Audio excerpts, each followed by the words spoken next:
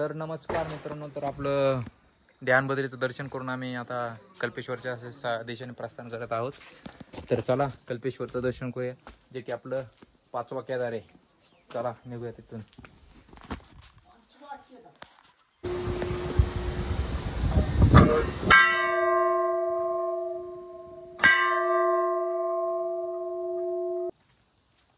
हर हर महादेव, रामकृष्ण हरे. मित्रांनो, तुमचं परत एकदा स्वागत करतो आपल्या यूट्यूब चॅनलवर. काल रात्री या ठिकाणी आपण या ठिकाणी विश्राम केला होता. आता सायकल लावून या ठिकाणी आम्ही चालत जात आहे आपले 5वे केदार कल्पेश्वरला. आणि ध्यानबद्रीचं देखील दर्शन करणार आहे, जे की सप्तपदरीमध्ये एक बद्री मानलं जात आहे. ध्यानबद्री त्या ठिकाणी देखील जाणार आहे. तर चला ब्लॉग कंटिन्यू करा. हर हर महादेव. नमस्कार मित्रांनो, तर पाहू शकता आपण श्री ध्यानबद्री, जे की सप्तपदरीमध्ये एक मानलं जाते. आज या ठिकाणी आलेले आपण इथलं दर्शन करून आपण जाणार आहे कल्पेश्वर महादेव, जे की पंचकेदार आपलं लास्ट केदार आहे. तर चला तुम्हाला देखील दर्शन घडवतो आपण.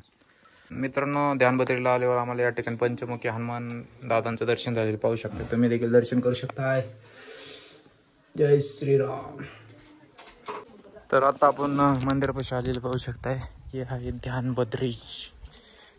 हर हर महादेव. मित्रांनो, तर आता आपण आलेलो आहे पंचबद्रीमध्ये एक बद्री मांडलेलं ध्यानबद्री, ज्या ठिकाणी आपले नारायण ध्यानमध्ये बसले होते या ठिकाणी. आणि ज्यावेळेस पांडव 5 पंचकेदारचं दर्शन करून कल्पेश्वर या ठिकाणी 5वा केदार आहे, त्या ठिकाणचं दर्शन करून भोले बाबा त्यांना म्हटले होते की तुम्हाला जर मोक्ष प्राप्त करायचा असेल तर तुम्ही माझे आराध्य म्हणजेच भोले बाबाचे आराध्य विष्णू बाबांच्या दर्शनासाठी तुम्ही या ठिकाणी येऊ शकताय. तर पांडव या ठिकाणी आले होते.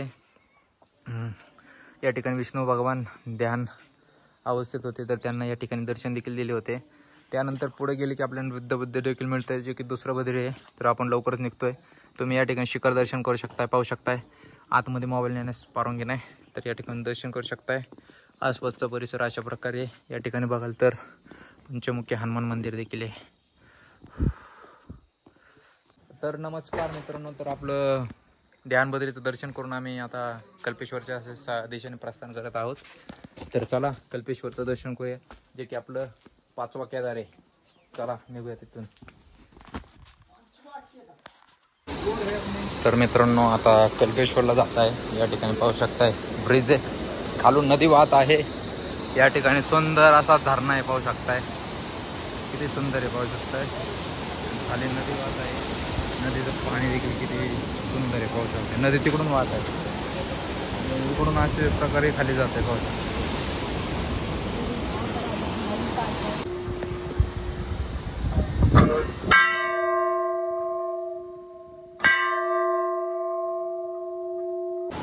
तर मित्रांनो, आपले 5वे केदार कल्पेश्वरचं या ठिकाणी दर्शन झालेले आहे. तुम्ही देखील दर्शन करू शकताय, पाहू शकता. कल्पेश्वर या ठिकाणी भोले बाबांचे जटाची पूजा केली जाते. त्याचे जे जटा आहे, जटाची पूजा केली जाते. तर पांडवांना या ठिकाणी जटाच्या रूपात त्यांनी दर्शन देखील दिलं होतं. अशा प्रकारे एक आहे, हे आहे, पाहू शकताय.